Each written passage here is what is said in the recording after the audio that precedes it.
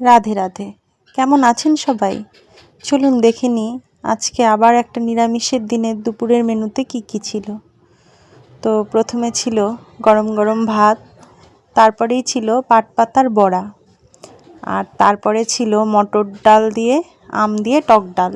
জানেন তো আমার ছেলে আবার টক ডাল খায় না, ওর জন্য আবার আলাদা করে আমাকে ডাল ফোড়ন দিতে হয়েছিল সাদা জিরে দিয়ে। তো যাই হোক, এরপরেই চলে এলো কাঁচা কলা আর আলু দিয়ে একটা গা মাখা মাখা তরকারি, আর এরপরে ছিল পনির পনির আর ক্যাপসিকাম দিয়ে পোস্ত আর তিল বাটা দিয়ে একটা তরকারি।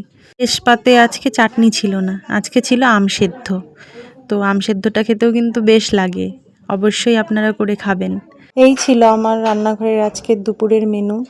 তো খাবারগুলো কিন্তু বেশ ছিল, দুপুরের খাবারটা জমে গিয়েছিল। তো যাই হোক, ভালো থাকবেন সবাই। আর ভিডিওটি ভালো লাগলে অবশ্যই লাইক, কমেন্ট আর শেয়ার করে দেবেন প্লিজ।